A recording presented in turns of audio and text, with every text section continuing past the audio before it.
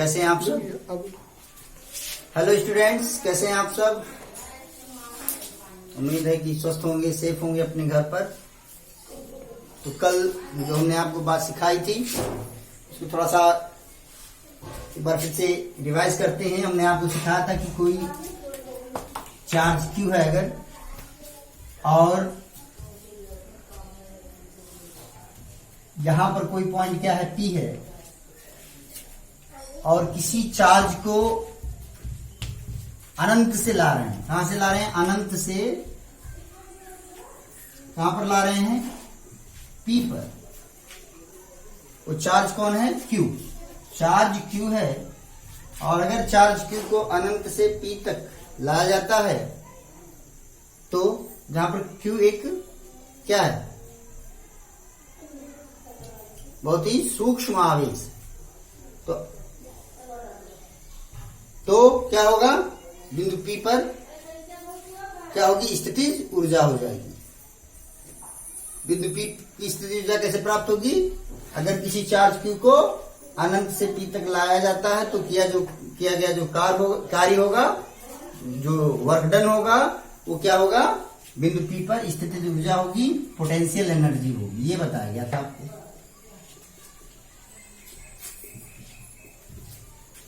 Clear? और हमने फिर आपको समझाया था कि अगर अनंत से पी तक, बिंदु पी तक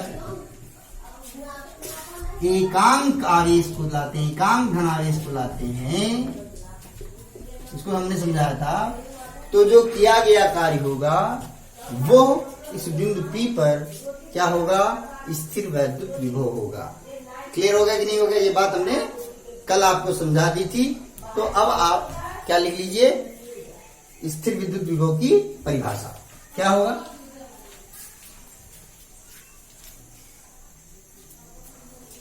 स्थिर विद्युत विभव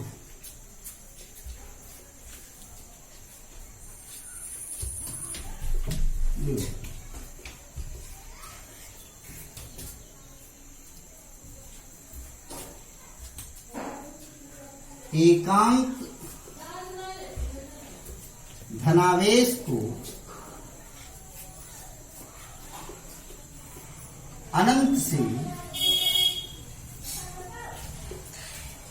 किसी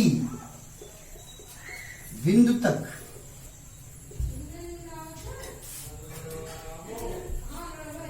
लाने में किया गया कार्य उस बिंदु पर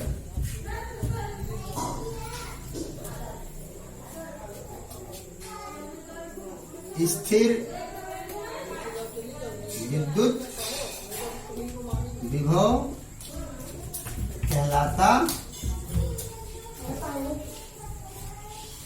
एकांक धनावेश को अनंत से किसी बिंदु तक लाने में किया गया कार्य उस बिंदु पर क्या कहलाता है? विद्युत विभव कहलाता है। कॉन्सेप्ट क्लियर हो गया होगा? अभी हमने बताया, इसको फिर से रिवाइज किया है, तो ये बात मुझे लगता है क्लियर हो गई। क्लियर हो गया कि नहीं हो गया? समझ में आ गया कि नहीं आ गया? तो अगर हम जो है व्यवहारिक भाषा में इसके बारे में बात करें तो हम लिख सकते हैं कि W इज, अगर विद्युत विभव को V से डिनोट करें तो V इज इक्वल टू हम क्या लिख सकते हैं? V इज इक्वल टू लिख सकते हैं W upon Q। V is equal to W upon Q। यहां से देखिए V इज इक्वल टू किसके हो गया? W upon Q। यानी एकांक, यहां परिभाषा से यहीं से देखिए V is equal to W upon Q। यहां से Q क्या हो गया? आवेश है। इसको अगर Q बराबर 1 लिख दें, अगर 1 कूलाम हो जाए तो यहां से क्या हो जाए? अगर Q इक्वल टू 1 कूलाम हो जाए तो V इक्वल टू किसके हो गया? W। Q इक्वल टू 1 रख दें तो V इक्वल टू क्या हो जाएगा? W upon 1। V equal to W upon 1, और देयरफॉर V इक्वल टू किसके हो गया? W के। अर्थात जो विभव है, विभव को V से डिनोट कर रहे हैं, पोटेंशियल है, वोल्टेज इलेक्ट्रोस्टैटिक पोटेंशियल V से डिनोट कर रहे हैं। तो जो विभव है वो कार्य के बराबर है। कब? जब आवेश कितना हो? 1 कूलम। ये तो है परिभाषा। तो वही बात यहाँ पर कि एकांक धनावेश को अनंत से किसी बिंदु तक लाने में किया गया कार्य उस बिंदु पर विद्युत विभव कहलाता है। यानी V इक्वल टू क्या हो गया? W/Q। लेकिन यहाँ पर V इक्वल टू भले ही W/Q लिखा हुआ है, लेकिन अगर आपसे कोई पूछता कि यहाँ पर ये W है क्या, तो आप कहोगे अनंत से किसी बिंदु तक लाने में किया गया कार्य है। क्लियर हो गया कि नहीं हो गया? तो V इक्वल टू किससे हो गया? W/Q। कॉन्सेप्ट क्लियर हो गया और यहाँ से हो गया V इक्वल टू W और यहाँ से ये बन गई परिभाषा। ये बात क्लियर हो गई कि नहीं होगी? अब अगर इसका मात्रक पूछता कि विभव का मात्रक क्या होगा, तो विभव का मात्रक क्या लिख सकते हैं? विभव का मात्रक क्या लिख सकते हैं? W वर्क का क्या मतलब? जूल, और Q का क्या हो गया? कूलम, जूल प्रति कूलम। ये हो गया विभव का मात्रक, जूल प्रति कूलम। और इसी को क्या कहा जाता है? इसी को वोल्ट भी कहा जाता है। विभव का मात्रक वोल्ट भी होता है। क्लियर हुआ कि नहीं हुआ? विभव का मात्रक वोल्ट भी होता है और विभव का मात्रक जूल प्रति कूलम भी होता है। ये बात क्लियर हो गई कि नहीं हो गई? अब आप जानते हैं अगर विभव का विमीय सूत्र निकालें, आप विभव का विमीय सूत्र, तो पहले विभव का मात्रक कितना दिया हुआ है? जूल प्रति कूलम। और W, जूल का मतलब क्या हो गया? वर्क। और W बराबर किसके होता है? F into D. तो F का मतलब क्या हो गया? न्यूटन। और D का मतलब क्या हो गया? Newton metre upon coulomb. Q और Q बराबर किसके होता है? I इंटू टी के। Q बराबर I इंटू टी के। तो लिख सकते हैं कूलम इक्वल टू I का मतलब क्या हो गया? एम्पियर। और T का मतलब सेकेंड, एम्पियर सेकेंड। तो इसका एक मात्रक और क्या होगा? विभव का एक मात्रक क्या होगा? न्यूटन मीटर प्रति एम्पियर सेकेंड। ऐसा भी हो गया। ये बात क्लियर हो गई कि नहीं हो गई? समझ आया कि नहीं आ गया? कोई दिक्कत तो नहीं है?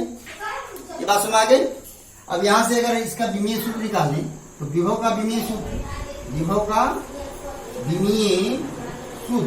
क्या होगा? विभव का विमीय सूत्र ये क्या है? Force, Newton. तो इसका फोर्स का विमीय सूत्र क्या हो गया? MLT-2 हो गया। ये बात क्लियर हो गई? लंबाई है तो क्या हो गया? L हो गया। क्लियर? एम्पियर है तो क्या हो गया? A हो गया। और सेकेंड है तो क्या हो गया? T हो गया, AT। क्लियर हो गया नहीं हो गया? अब इसको सॉल्व कर लें अगर आप तो यम हो गया, M एक ही बार है। फिर क्या है? L यहां पर और यहां पर तो क्या हो गया? L2 हो गया। हो जाएगा नहीं हो जाएगा? फिर T यहाँ पर T कितना? -2 है। ये ऊपर जाएगा तो -1 और हो जाएगा तो कितना हो जाएगा? -3।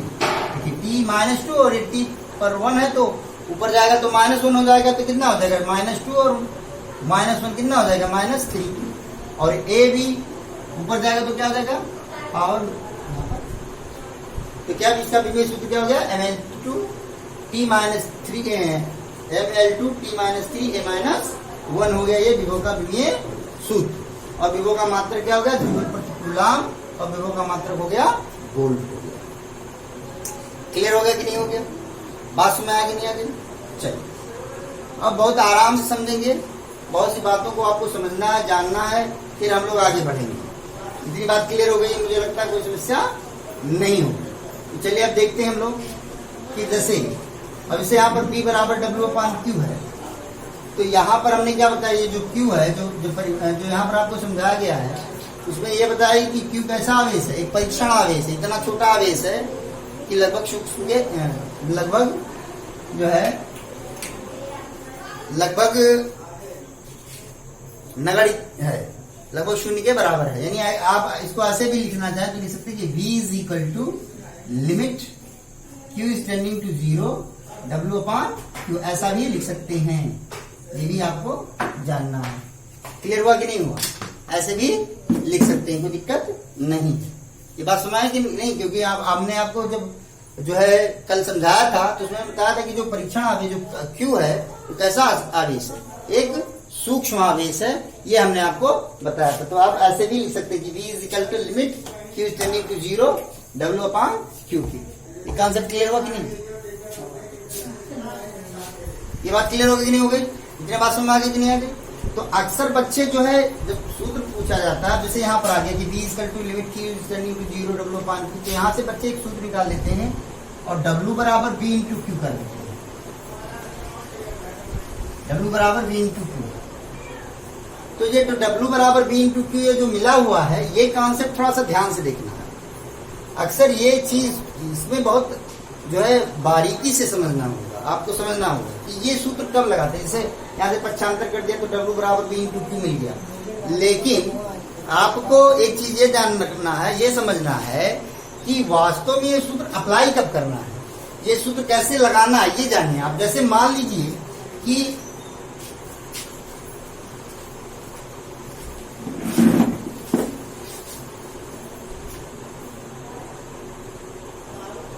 कोई चार्ज हो, सपोज कीजिए कोई चार्ज है और इस चार्ज के कारण इस पॉइंट P पर मान लीजिए कोई चार्ज है, यहाँ पर 2 माइक्रो कूलाम का एक चार्ज हो गया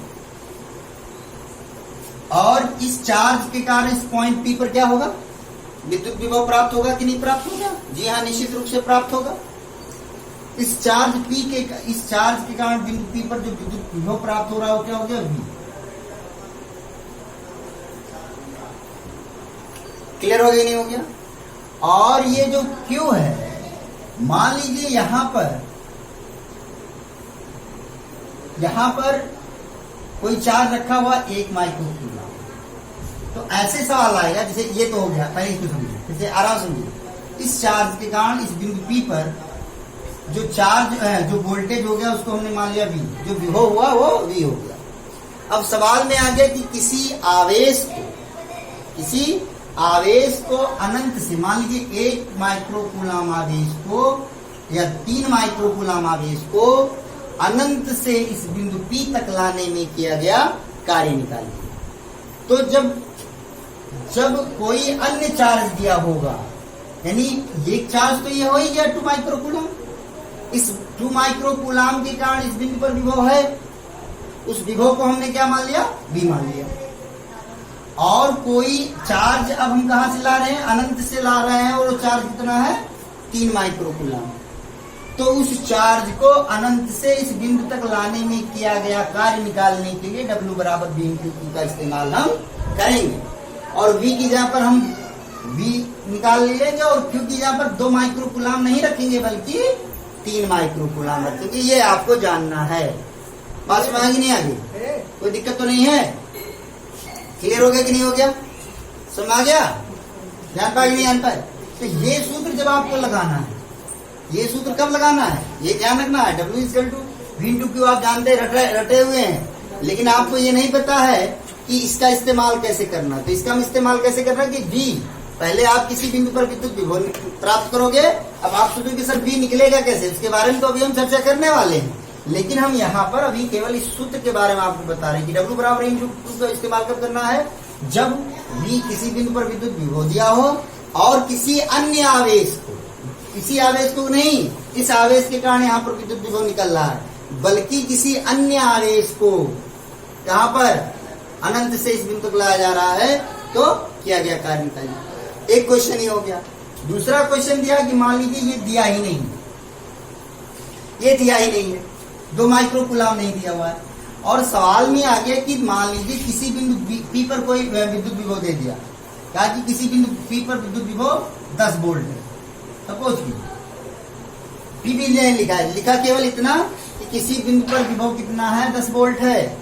तो अनंत से किसी आवेश को इस बिंदु तक लाने में, और वो आवेश कितना है 3 माइक्रो कूलम है, तो इस 3 माइक्रो कूलम आवेश को अनंत से इस बिंदु तक लाने में किया गया कार्य।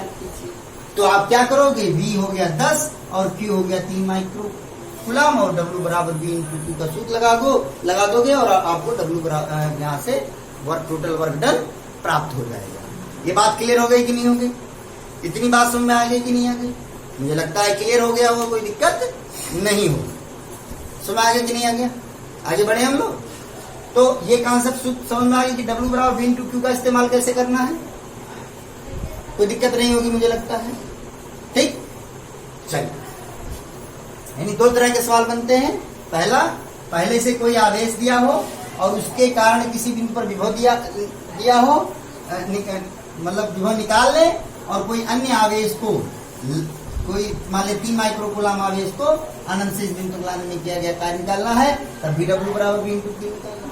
और अगर किसी बिंदु पर आवेश नहीं दिया है, किसी बिंदु पर आवेश नहीं दिया हुआ है, कोई अन्य आवेश नहीं दिया हुआ है, केवल विभव दिया हुआ है, जैसे V बराबर 10 वोल्ट दिया हुआ है, और अनंत से किसी आवेश को हम ला रहे हैं, तब भी यही W बराबर V इंटू Q लगाना होगा। ये बात क्लियर हो गई? समझ में आ जाए कि नहीं? अच्छा, अब कभी कभी सवाल, कुछ चीजें ऐसी होती जो आपको जाननी है, समझनी है और जाननी है कि अब क्वेश्चंस जो है टेक्निकल आते हैं, घुमा करके आते हैं। जैसे आज से क्वेश्चन आगे कि बताइए इसमें ओवर्क का कौन सा मात्रक नहीं है। पहला दे दिया जूल, दूसरा दे दिया न्यूटन मीटर, तीसरा दे दिया वोल्ट इंटू कूलम, और चौथा दे दिया वोल्ट एम्पियर सेकेंड। अब ये क्वेश्चन आपके सामने आ गया और आपसे पूछ रहा है कि बताइए इसमें कौन है जो वर्ग का यूनिट नहीं है, कार्य का मात्रक नहीं है। तो क्या जूल आप जानते हैं कार्य का मात्रक है, न्यूटन मीटर जानते हैं कि W इक्वल टू किसके होता है, F इंटू डी के। तो F का मात्रक या बल का मात्रक न्यूटन, और D डिस्टेंस का मतलब क्या हो गया, या डिस्प्लेसमेंट, और उसका क्या हो गया मीटर, तो न्यूटन मीटर यानी ये भी हो गया। फिर अभी आपको बताया गया है कि W बराबर V इंटू Q, अभी बताया गया है V वोल्टेज, इसका मतलब इसका मात्रक वोल्ट, और Q चार्ज का मात्रक कूलम, यानी ये भी सही है वोल्ट इंटू कूलम। फिर आते हैं लास्ट में, तो V की यहाँ पर हो गया वोल्ट, और Q बराबर किसके होता है I इंटू T के, यानी एम्पियर सेकेंड, तो यानी ये भी, यानी ये चारों जो है कार्य के मात्रक है। हो सकता है इसी में आ जाए, इनमें से कोई नहीं। तो इस तरह से क्वेश्चन घुमा करके आते हैं, नहीं कि सीधे आपने जो है सूत्र रटे हुए हैं या सूत्र जानते हैं केवल वही आ गया। या आ गया क्वेश्चन में कि आप जानते हो कि वोल्ट का मात्रक क्या होता है, आप जानते हो कि विभव का मात्रक क्या होता है, आप जानते हो कि विभव का मात्रक होता है वोल्ट, या आप जानते हो कि विभव का मात्रक होता है जूल प्रति कूलम।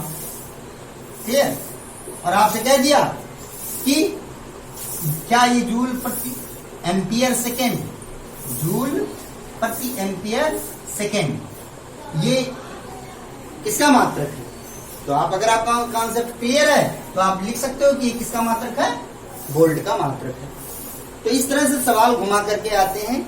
अब एकदम अगर आप ये सोचो कि केवल रट करके आप सवाल को लगा पाओ, तो ऐसा नहीं होने वाला है। इसलिए सारी बातों को समझिए, उसको अमल कीजिए। कोई क्वेश्चन हो तो बताइए। अपनी तरफ से कोशिश की जा रही है कि जो भी मन में आपके प्रश्न उठ रहे हो उनको दूर किया जाए। ये बात क्लियर हो गई कि नहीं हो गई? अब हम लोग आगे बढ़े। अच्छा, एक चीज और देखिए, अभी हमने आपको बताया विभव की जो परिभाषा थी, उसमें हमने कहा कि एकांक धनावेश को अनंत से किसी बिंदु तक लाने में लिया गया कार्य उस बिंदु पर विद्युत विभव कहलाता है। ये बात क्लियर हो गई कि नहीं हो गई? क्लियर हो गया कि नहीं हो गया? तो कार्य कैसी राशि, कार्य कैसी राशि है, अदिश राशि है। इसलिए विभव भी कैसी राशि होगी, अदिश राशि होगी। विभव भी कैसी राशि होगी, अदिश राशि होगी। बहुत ध्यान से समझ लीजिए, विभव कैसी राशि है, अदिश राशि होगी। इसका मतलब यहाँ पर direction, there is no meaning of direction, यहाँ पर दिशा का कोई मतलब नहीं है। विभव के लिए दिशा का कोई मतलब नहीं है। ये कॉन्सेप्ट क्लियर हुआ कि नहीं हुआ? अब आगे बढ़ते हैं हम लोग। चलिए,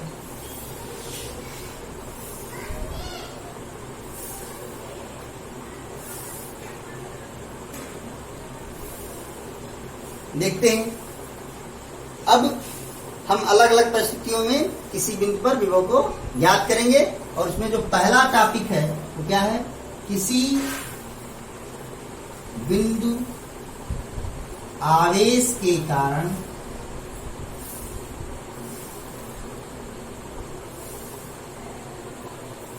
किसी बिंदु पर विद्युत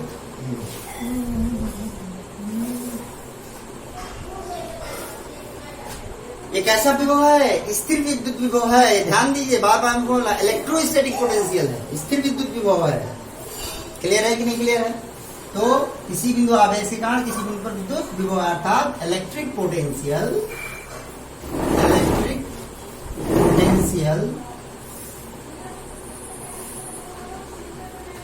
at any point due to a point charge। Heading, यहाँ पर इसकी हेडिंग अगर आप जानते हैं, यही सारी बातें, क्योंकि अलग अलग टॉपिक के लिए अलग अलग विभव हर जगह पर निकालेंगे, लेकिन किसके कारण, ये सबसे इंपॉर्टेंट होता है। अक्सर बच्चे क्वेश्चन करते हैं, सर ये विभव के इतने सूत्र हैं या विद्युत क्षेत्र के इतने सूत्र हैं, कंफ्यूज हो जाते हैं सर। समझ नहीं, सबके सूत्र अलग अलग हैं। आप ध्यान से देखिए, हर जो हेडिंग लिखवाई है, जो टॉपिक्स लिखवाएंगे, सबका अलग अलग मतलब है। तो जो ऊपर वाली हेडिंग है उस पर सारी बातें आपके, जो उसको पढ़िए और उसके बाद जो बातें बताई जाती हैं समझिए, फिर आपको कंफ्यूजन नहीं रहने वाला है कि इसके कारण कहां पर विद्युत। तो क्या यहाँ पर किसी बिंदु आवेश के कारण, यानी कोई बिंदु आवेश है, सपोज कीजिए यहाँ पर कोई बिंदु आवेश है और वो बिंदु आवेश क्या है? Capital Q.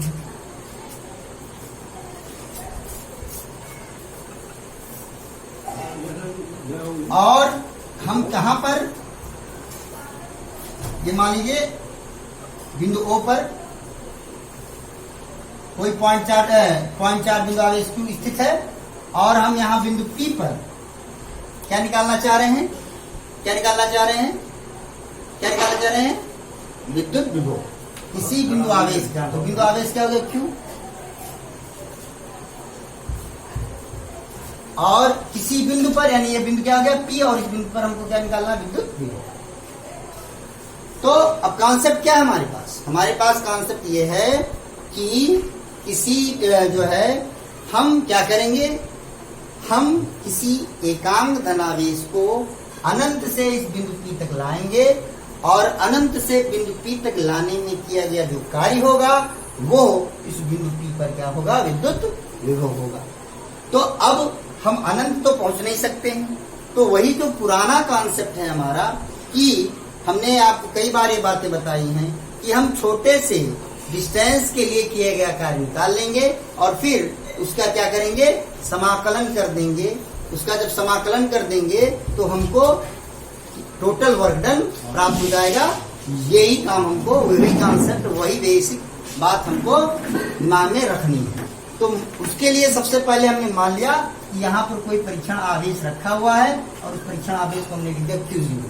Q0 क्यों लिख दे रहे हैं? वही बात जैसे हमने लगाया लिमिट Q स्टैंडिंग Q0, तो यानी Q0 मतलब ये क्या है? परीक्षण आवेश है, छोटा सा आवेश है।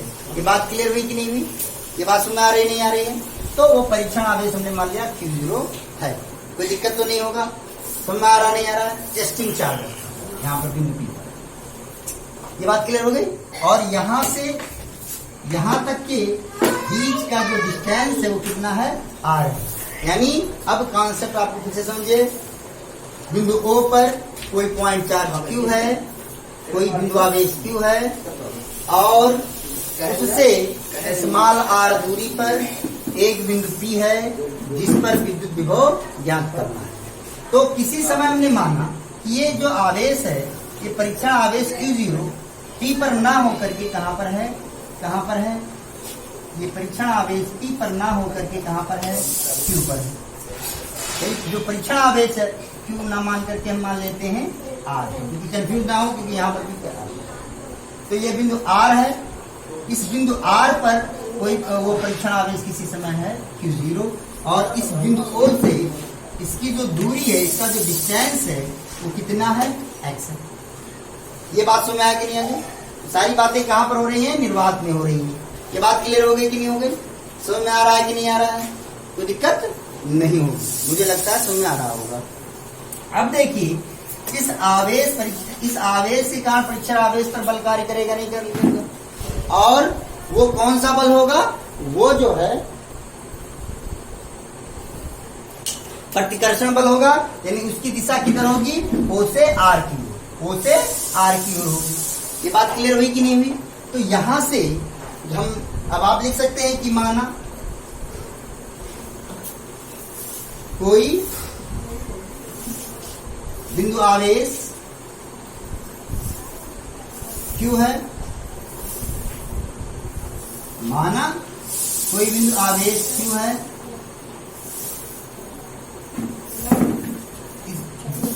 जो निर्वात में स्थित है,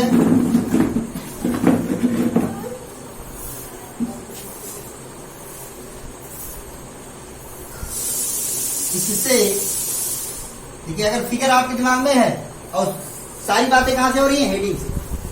माना कोई बिंदु आवेश Q है जो निर्वात में इससे स्मॉल r दूरी पर एक बिंदु P है, कुछ भी रखना नहीं है, इससे स्मॉल r दूरी पर एक बिंदु P है।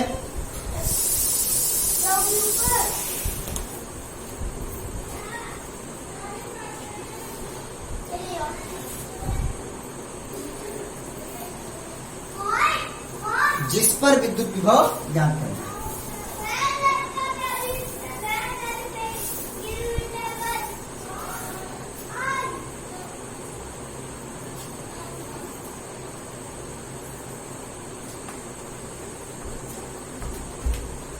ज्ञात करना है, क्लियर। और इससे अब इसके लिए क्या करते हैं, लिखेंगे इसके लिए, ये हमारा मोटिव हो गया, ये जो बातें हमने लिखी है मोटिव हो गया, इसके लिए इस पर विद्युत विभव ज्ञात करने, मोटिव है हमारा, हमको क्या प्राप्त करना है ये हो गया। ये बात क्लियर हो गई कि नहीं हो गई। तो इसके लिए माना कोई परीक्षण आवेश, कोई परीक्षण आवेश, टेस्टिंग चार्ज बताया जा चुका है, कोई परीक्षण आवेश Q0 बिंदु R पर स्थित है, यानी जो बातें यहां पर लिखी है सारी बातें यहां से हो रही हैं। माना कोई आवेश परीक्षण आवेश Q0 बिंदु R पर स्थित है,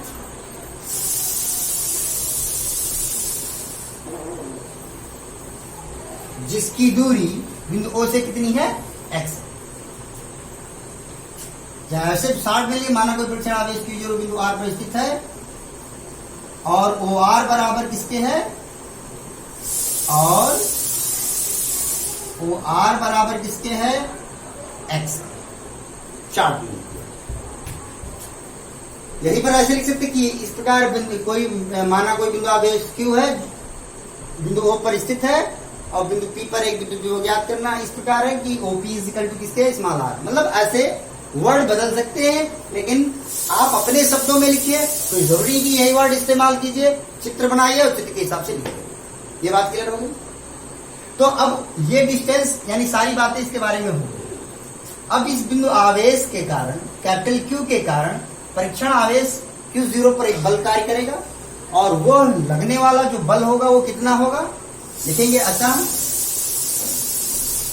Q के कारण Q0 पर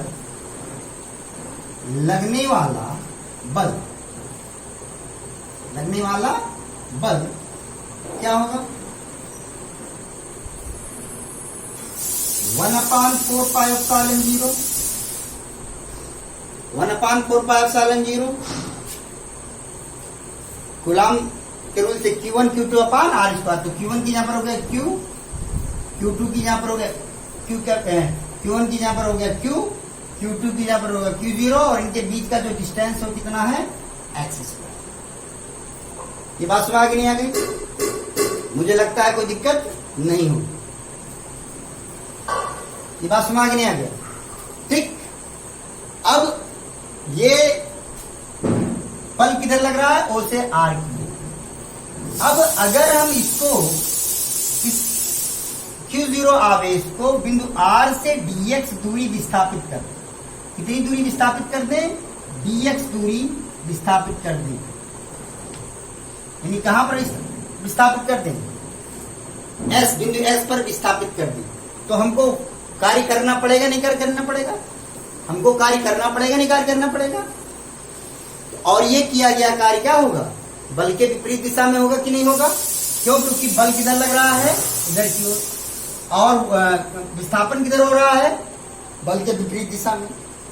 क्लियर हुआ कि नहीं हुआ? ये बात समझ आ गई नहीं आ गई? तो आप क्या लिखेंगे? इतनी बात समझ नहीं आ गई? कोई दिक्कत तो नहीं हो रहा है? समझ आ रहा बढ़िया से? मुझे लगता है कोई दिक्कत नहीं होगी। तो आप लिखेंगे अतः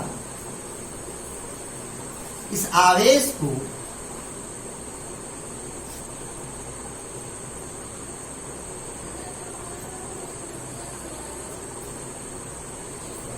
किस आवेश को, आवेश Q0, कौन से आवेश को, Q0 को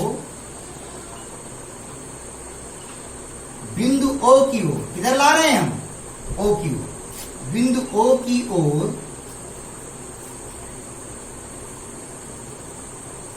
dx दूरी विस्थापित करने में किया गया कार्य, विस्थापित करने में किया गया कार्य।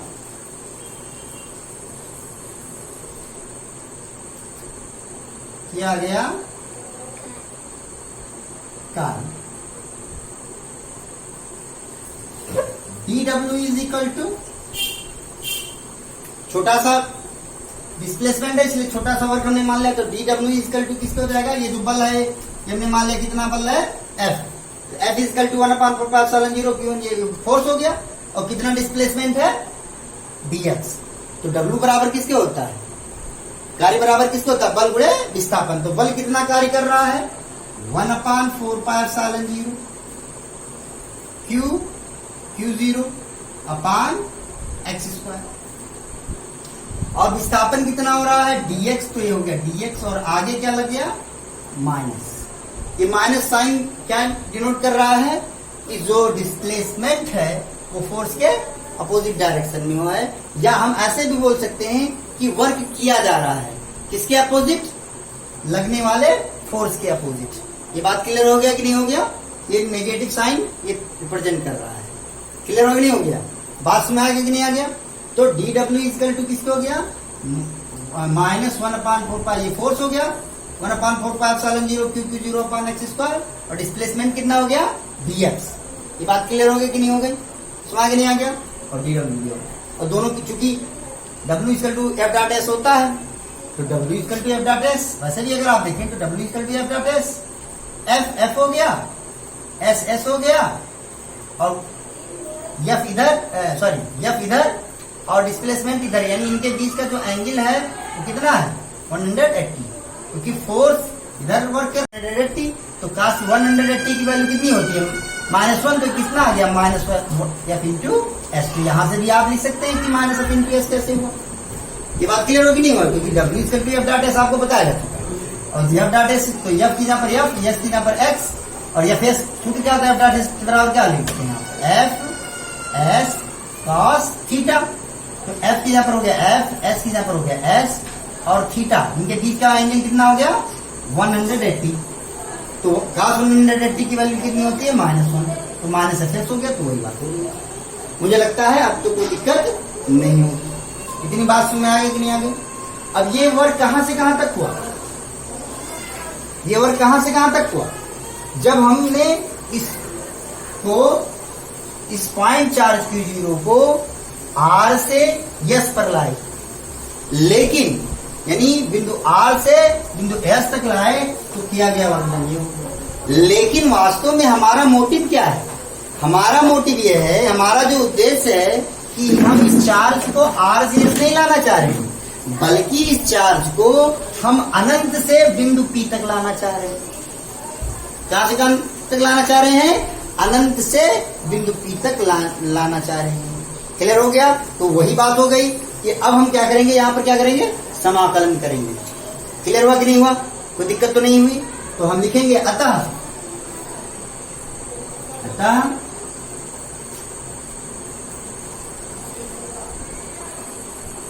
आवेश, या ऐसे लिखेंगे अनंत से बिंदु P तक लाने में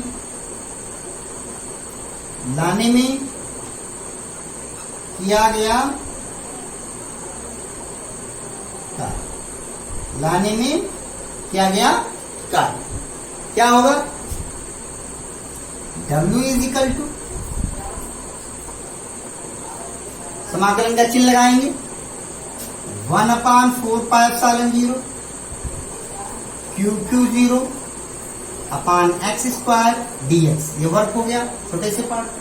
और कहां से कहां ला रहे हैं? अनंत से r तक। तो यहाँ पर साइन किसका, यहाँ पर माइनस का, तो माइनस लगा दिए। और कहां से कहां ला रहे हैं? अनंत से कहां ला रहे हैं? r। तो लोअर लिमिट हो गई अनंत, यानी कहां से ला रहे हैं? अनंत से, तो नीचे हो गया अनंत। और r क्योंकि यहां से यहां तक की दूरी o से किसके कारण विद्युत विभव निकाल रहे हैं? Q के कारण तो विद्युत विभव निकाल रहे हैं। चार्ज पॉइंट चार्ज कौन है? कैपिटल Q ही तो है।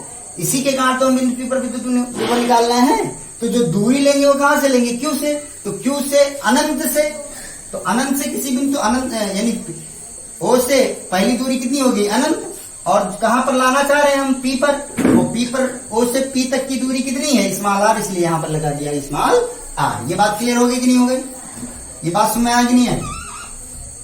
ये लिमिट है, ध्यान दीजिए। फिर से मैं लिख दे रहा हूं, फिर से लिख दे रहा हूं स्पष्ट रूप से कि W equal to minus 1/4πε0 Q0 upon x square into dx। और लिमिट क्या हो गई? इनफाइनाइट से r। इनफाइनाइट क्यों? क्योंकि आपका जो मोटिव है, आपका जो उद्देश्य है वो क्या है कि अनंत से किसी बिंदु तक लाने में किया गया कार्य, उसी वही तो है विद्युत। उसी पर तो हम बात करेंगे विद्युत विभव की। तो किसके कारण बात कर रहे हैं? बिंदु Q के कारण। तो बिंदु Q से पहले किसकी दूरी, कहां तक की दूरी? अनंत तक की। तो सॉरी, बिंदु Q नहीं, बिंदु O। फिर से मैं रिपीट कर रहा हूं, बिंदु O पर पॉइंट चार्ज Q रखा हुआ है और बिंदु O से अनंत तक की दूरी अनंत है। और कहां पर हम विद्युत विभव ज्ञात करना चाह रहे हैं? बिंदु P पर। और O से बिंदु P तक की जो दूरी है इसको स्मॉल r है, इसलिए यहां पर स्मॉल r हो गया। अब आप कह रहे हो कि सर dw की यहाँ पर w कैसे हो गया? जो समाकलन करेंगे तो आपको बताया कि dx इज इक्वल टू किसके हो जाता है? x। तो इसी तरह से dw इक्वल टू क्या हो गया? w हो जाएगा। टोटल वर्क डन w हो गया। ये बात क्लियर हो गई कि नहीं हो गई? अब यहां से ये क्या हो जाएगा? It is equal to minus 1/4πε0 constant है, Q भी कांस्टेंट है, Q0 भी कांस्टेंट है। अब क्या बचा आपके पास? Minus r, sorry, infinite to r।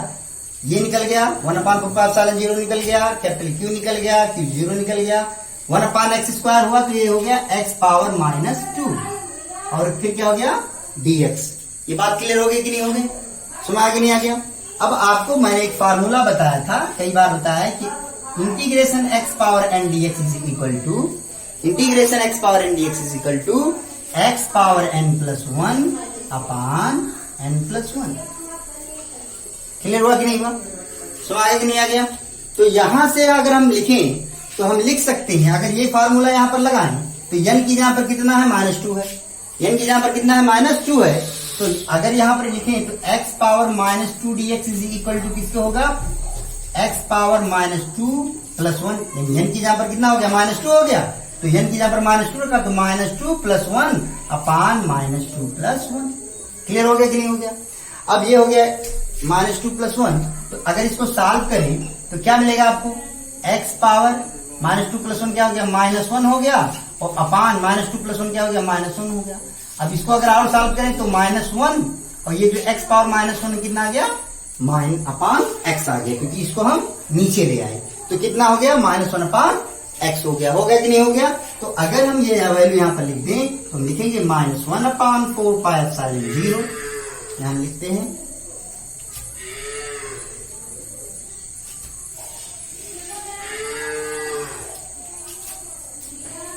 W is equal to -1/4πε0। ये लिखा Q0 अपान x स्क्वायर, नहीं सॉरी, Q0 हो गया। और इसका इंटीग्रेशन कितना आ गया? इसका इंटीग्रेशन कितना आ गया? -1/x। तो इसका इंटीग्रेशन हो गया -1/x। क्लियर हुआ कि नहीं हुआ? और लिमिट कहां से कहां लगाएंगे? Infinite to r। क्लियर हो गया कि नहीं हो गया? अब यहां से therefore W is equal to क्या हो जाएगा, -1/4πε0 QQ 0। और पहले कौन सी लिमिट रखेंगे, पहले अपर लिमिट रखा जाता है, ऊपर वाली लिमिट रखी जाती है। तो x यहां पर क्या रखेंगे, r, तो क्या हो जाएगा -1/r। क्लियर हो गया कि नहीं हो गया। और माइनस करेंगे और फिर लोअर लिमिट रखेंगे तो क्या होगा, -1/x, यहां पर क्या हो जाएगा, इनफाइनाइट। देखिए पहले x यहां पर क्या रखे, r रखे तो 1/r हो गया, फिर माइनस लिखेंगे, फिर x यहां पर लोअर लिमिट रखेंगे तो -1/x यहां पर हो गया इनफाइनाइट। और इससे यहां से क्या मिला, therefore w is equal to 1 -1/।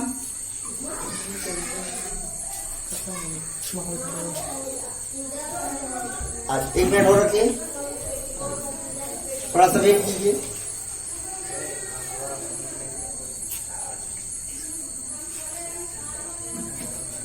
थोड़ा सा वेट कर लीजिए, थोड़ा सा, बस 1 सेकेंड, दिक्कत नहीं।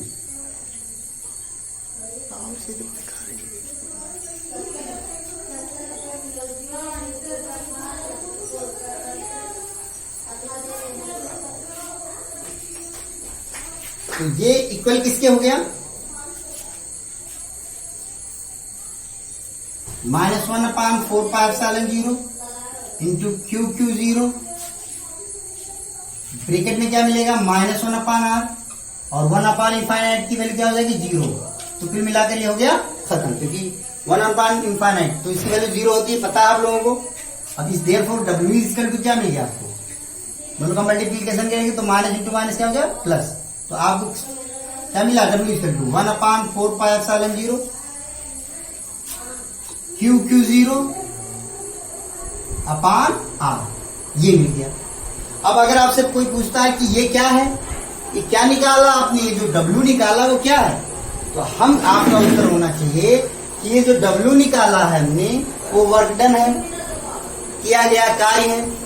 अब क्वेश्चन उठता है, पूछेगा कौन सा किया गया कार्य है, आप कहोगे Q0 को, आवेश Q0 को अनंत से बिंदु P तक लाने में किया गया कार्य। अब क्वेश्चन तब पूछता है कि तो ये कैपिटल Q क्या है, तो आप कहोगे कि कैपिटल Q वो आवेश है जो किसी बिंदु पर स्थित है। तो अब फिर क्वेश्चन पूछेगा कि ये स्मॉल r क्या है, तो आप कहोगे स्मॉल r वो डिस्टेंस है जहां पर हमको विद्युत विभव ज्ञात करना है। तो ये वर्क निकला कितने आवेश को लाने के लिए, Q0 आवेश को लाने के लिए, कहां से, अनंत से किस बिंदु तक, P बिंदु तक। लेकिन परिभाषा क्या है आपकी, एकांक आवेश को अनंत से किसी बिंदु तक लाने में किया गया कार्य। और यहां पर ये कौन सा कार्य है, ये कौन सा कार्य है, ये कौन सा कार्य है, ये Q0 आवेश को लाने में किया गया कार्य है। और आपको निकालना क्या है, एकांक आवेश को लाने में किया गया कार्य। तो लिखेंगे, इसलिए V इज इक्वल टू क्या हो जाएगा, W/Q0। फिर से समझिए भाई, Q0 को लाने में किया गया कार्य क्या है, W, कहां से, अनंत से P तक। तो इसलिए एकांक आवेश को लाने में किया गया कार्य क्या हो जाएगा, W/Q0 होगा कि नहीं होगा। तो वही बात तो लिख रहा हूं, इसलिए V इज इक्वल टू क्या हो जाएगा, W/Q0। Therefore V is equal to, W की वैल्यू ये रखेंगे, W की वैल्यू क्या रखेंगे, 1/4πε0 QQ 0/r और अपान Q0। Q0 से Q0 कैंसिल आउट हो जाएगा। Therefore V is equal to 1/4πε0 Q/r। ये बात क्लियर होगी कि नहीं होगी, समझ में आगे कि नहीं आ गया। यहाँ पर आपकी इच्छा हो तो कैपिटल क्यू की यहाँ पर स्मॉल क्यू भी लिख सकते हैं, कोई दिक्कत नहीं है। जैसे कि हम लोग इलेक्ट्रिक फील्ड में ले रहे थे, हो सकता है आगे मैं कैपिटल क्यू की यहाँ पर स्मॉल क्यू का इस्तेमाल करूं। तो यहाँ से आपको विद्युत विभव प्राप्त हो गया कि नहीं हो गया, किस बिंदु पर विद्युत विभव प्राप्त हुआ, P पर। कॉन्सेप्ट समझ में आ गया। पहले हमने क्या किया, किसी परीक्षण आवेश को लिया और परीक्षण आवेश को अनंत से बिंदु P तक लाने में किया गया कार्य निकाला। अब हम एकांक आवेश को बिंदु P तक लाने में किया गया कार्य निकाले, और वो किया गया कार्य V इक्वल टू 1/4πε0 Q/r है। तो अब जो हेडिंग था आपका क्या था, किसी बिंदु आवेश के कारण, बिंदु आवेश क्या है, क्यू है, किसी बिंदु पर, बिंदु कौन है, पी है, विद्युत विभव निकालना है, कितना होगा, तो आप होगे V=1/4πε0 Q/R। क्यू क्या है, वो बिंदु आवेश है जिसके कारण विद्युत विभव निकालना है। आर क्या है, वो दूरी है जिस बिंदु पर विद्युत विभव निकालना है। ये बात मुझे लगता है क्लियर हो गई होगी, कोई दिक्कत नहीं होगा। अगर आपसे पूछता है ये कैसी राशि है, तो आपको बताया जा चुका है कि ये अदिश राशि है। तो अब इसका इस्तेमाल कैसे करेंगे, इसके बारे में हम लोग कल चर्चा करेंगे। तो ये मुझे लगता है कि आपको समझ में आ गया होगा, कोई दिक्कत नहीं होगी कि किसी बिंदु आवेश के कारण किसी बिंदु पर विद्युत विभव V=1/4πε0 Q/R होगा। ये एक अदिश राशि है, इसके बारे में हम लोग चर्चा कर चुके हैं। मुझे लगता है कोई दिक्कत नहीं होगी। अगर कोई समस्या होगी तो कल करिए। धन्यवाद।